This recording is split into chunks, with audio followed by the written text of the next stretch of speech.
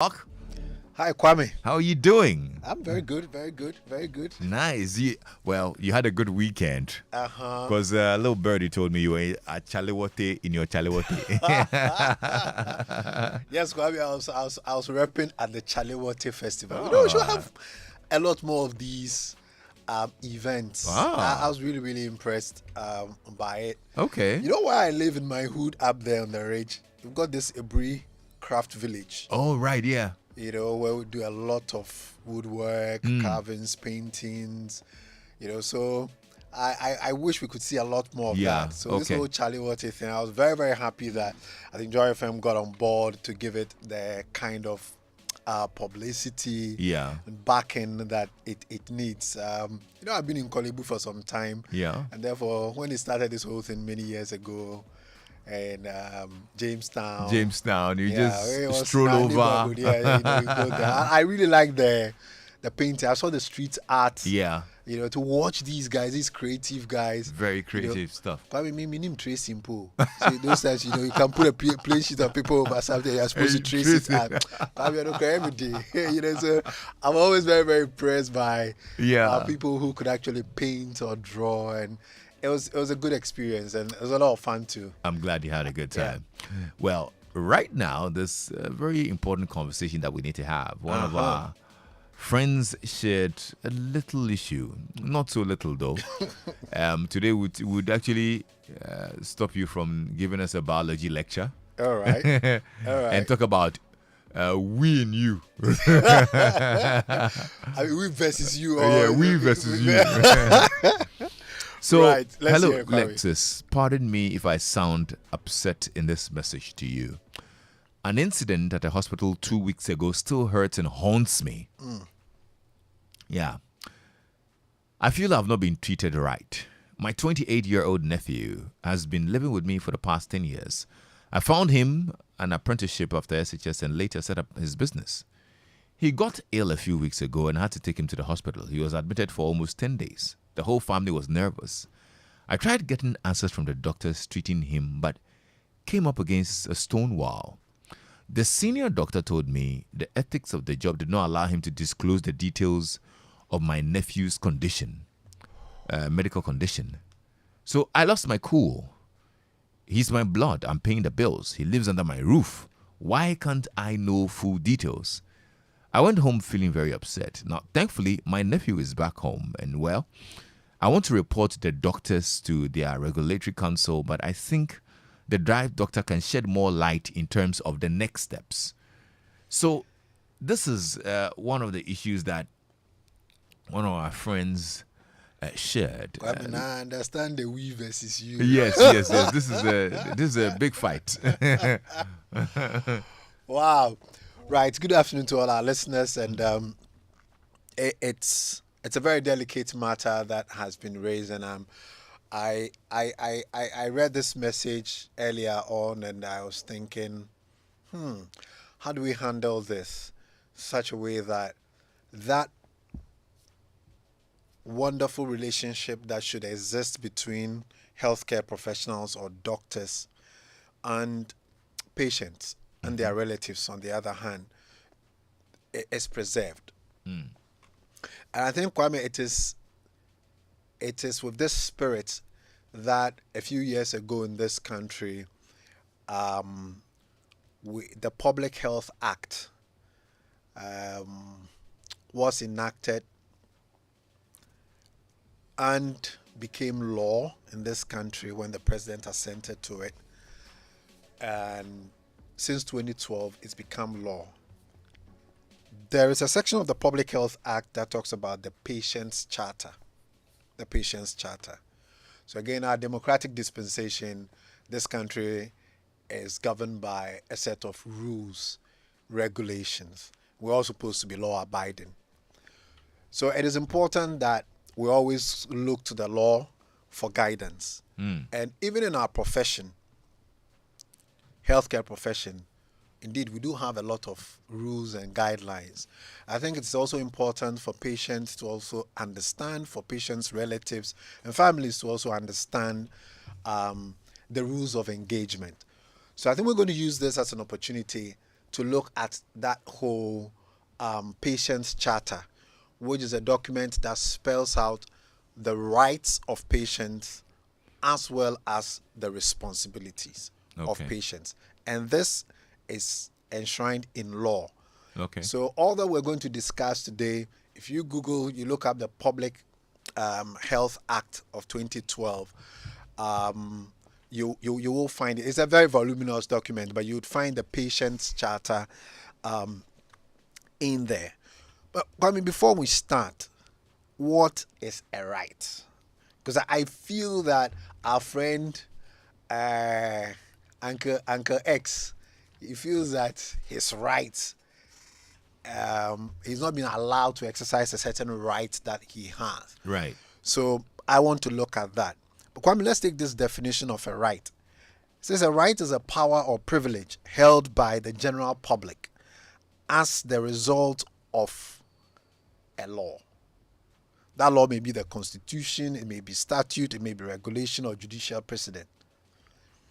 So power or privilege held by the general public as the result of a law. So there are a number of rights enshrined in that patient's charter, the Public Health Act of 2012. And I would want us to walk through all of the rights. Not today, we'll continue next week.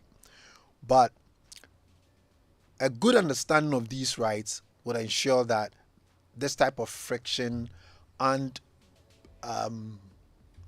let's say, heat doesn't exist between the doctor and the patient, or the doctor and the families of the patient. I mean, you find some of these rights quite revealing. Number one, all patients, or the patient has the right to quality basic health care, irrespective of his or her geographical location. I read this and I was like, one day I think we should test this particular right in one of the courts, or in the Supreme Court, since they are the ones who interpret our constitution and then the laws. But I'm also happy to say that this particular government came out with a certain policy. It says Agenda 111. I think COVID-19 really showed the deficit we have in terms of public health institutions and the distribution across this country. Because here we are saying that every patient has the right to quality basic, we're not talking about tertiary, very, very sophisticated, we're talking about basic health care, irrespective of his or her geographical location. So it doesn't matter which district you live in this country. You must have, for example, a district hospital, because if you are talking about basic health care, then at that level, that is where we would expect that we should be able to do some of the things that we would all agree to be basic. Okay. But quite a number of districts in this country that do not have districts. And that is why that particular policy, I welcomed it, and I am hoping that we're able to carry it out.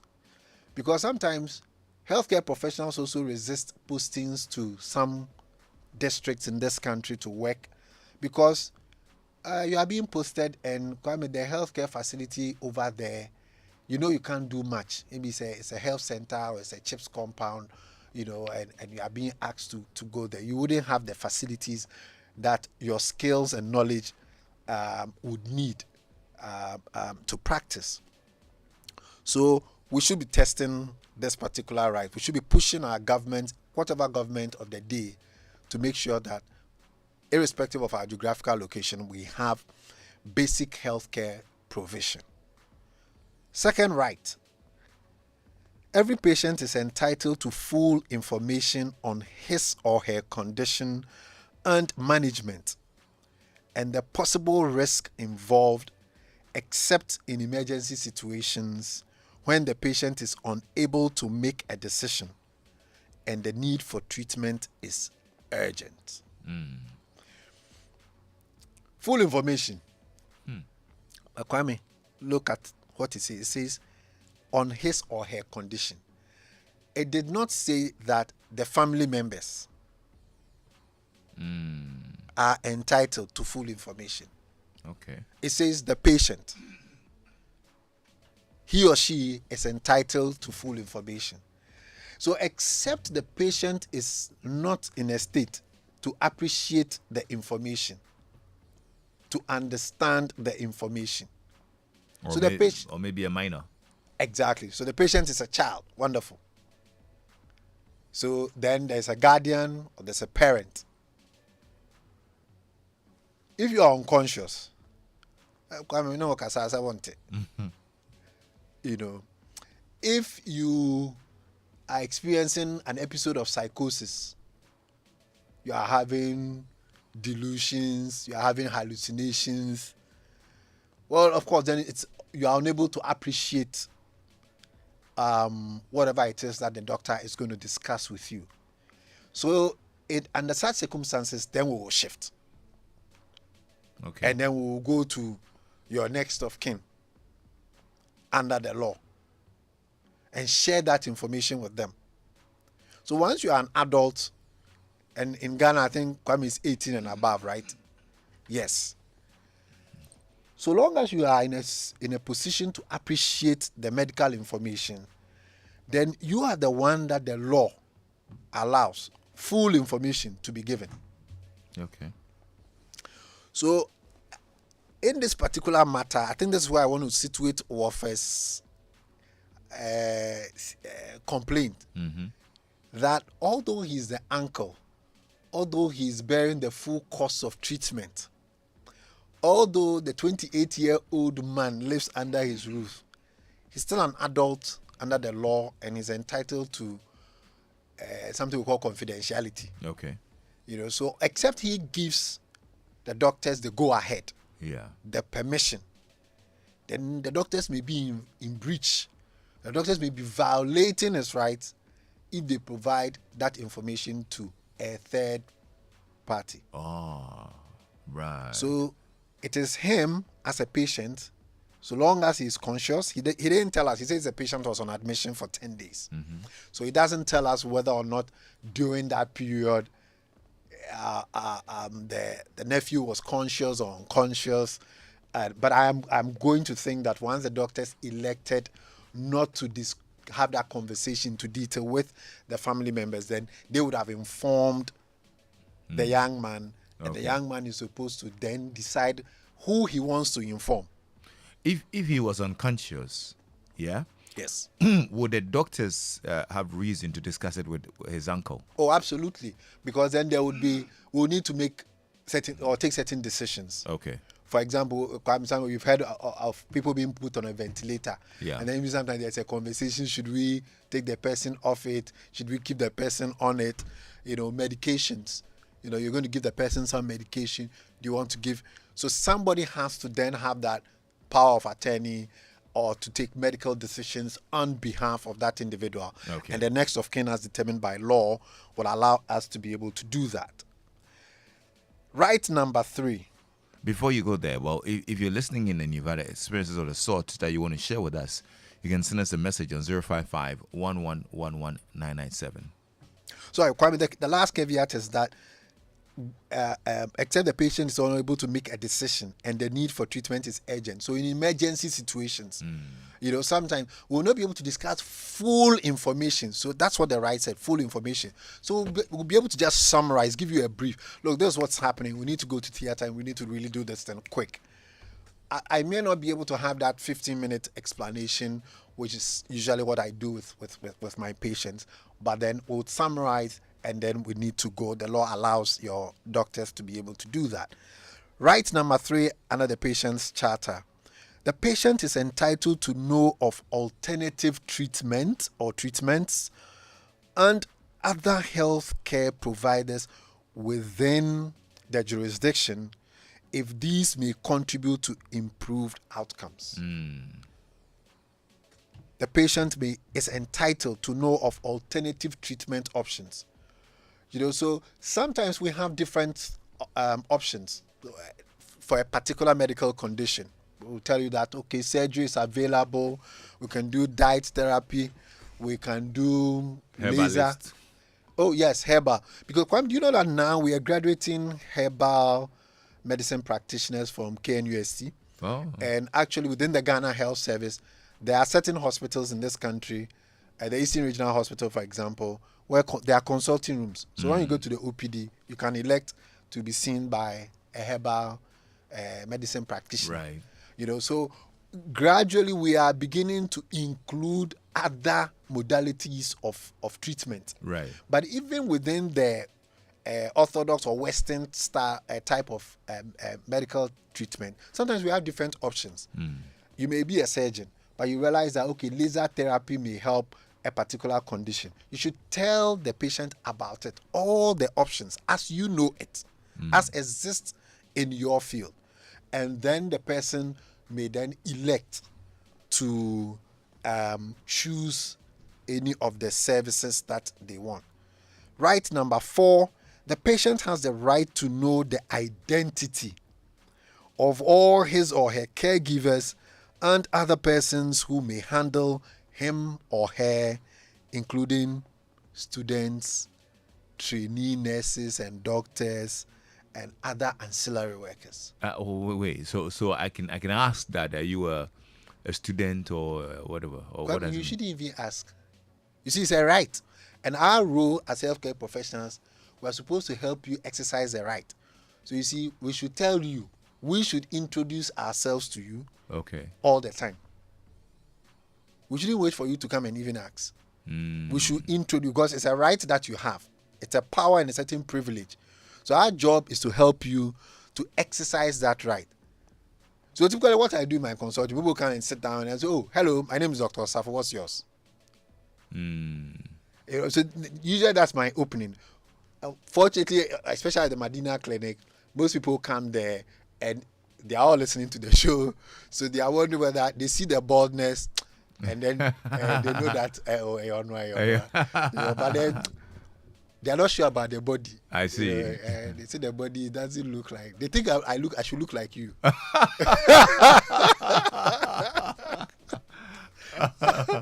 They think I should look like you. You know, take tall, but oh no, me.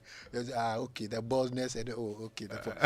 But so we should introduce yourself, and then you should introduce your team. So this is nurse Beatrice. She's my consulting room nurse, or she works with me.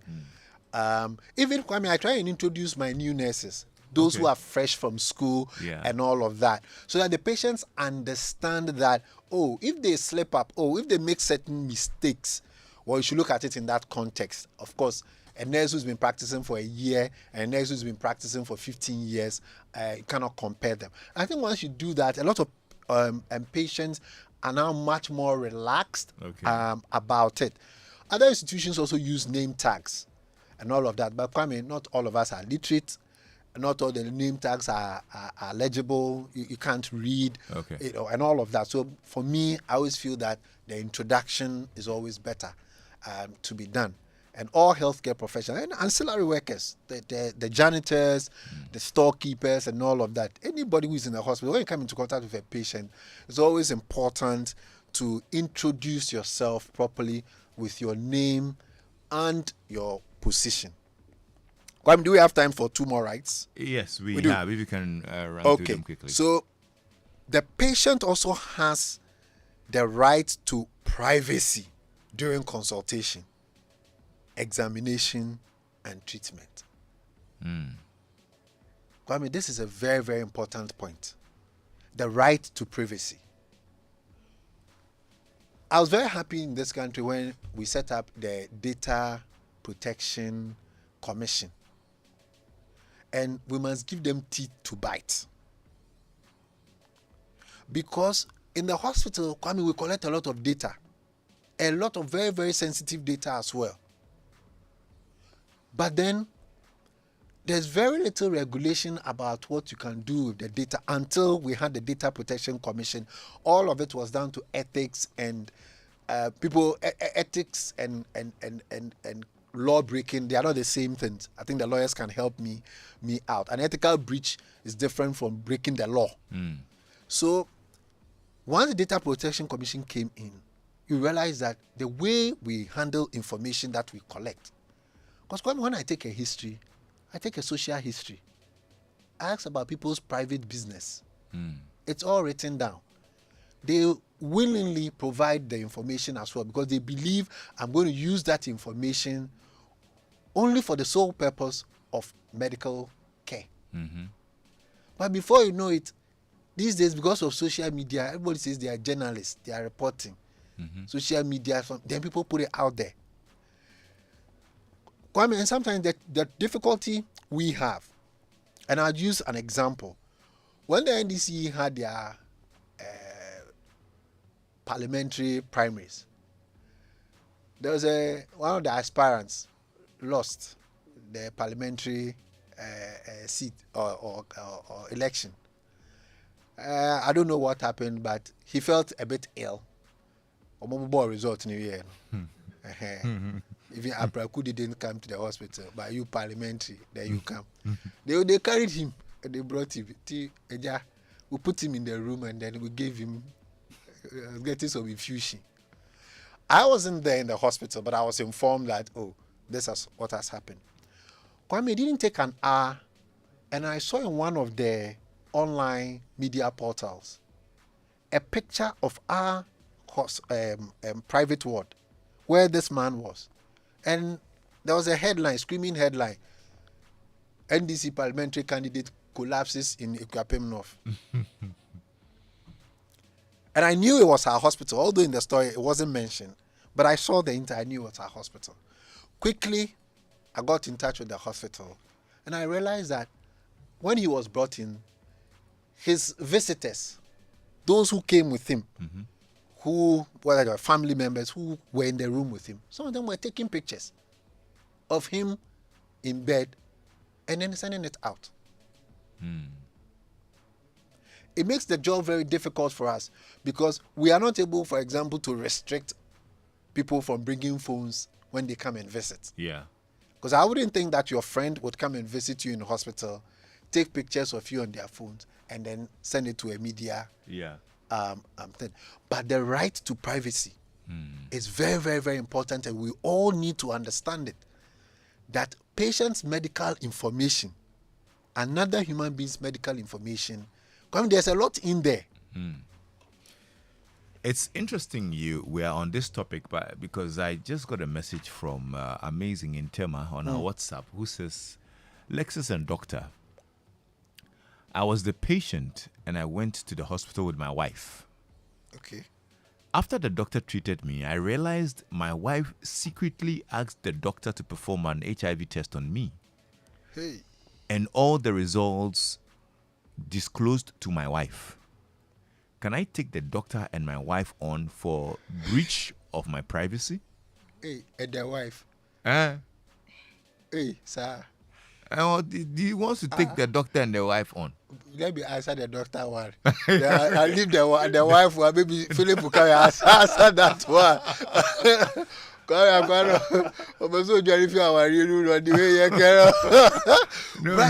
Right, that's a very serious breach of one. It's unethical.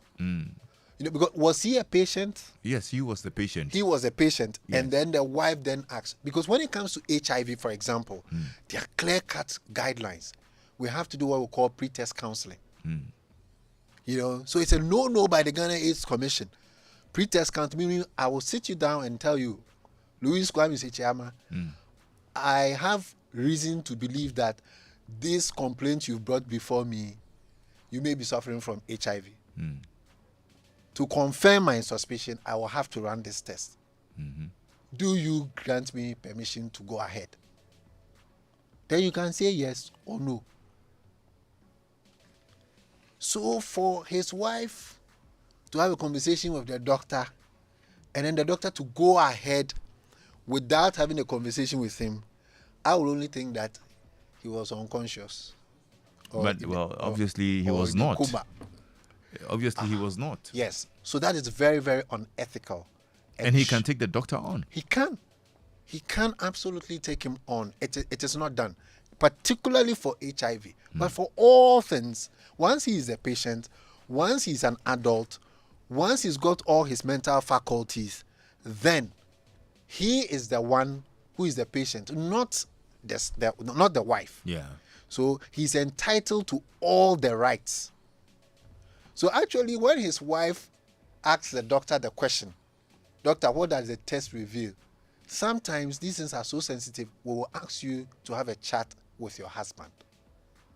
Even when we know the result, we'll ask you to let your husband be the one to tell you. Yeah. Because we are not even able to. So that is the standard.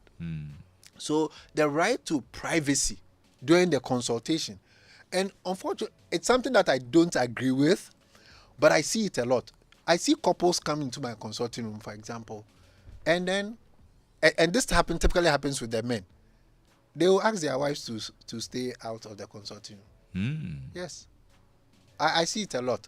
Personally, I don't agree with it because I'm thinking your wife's going to take care of you. But most of the time, doctor, then they go out.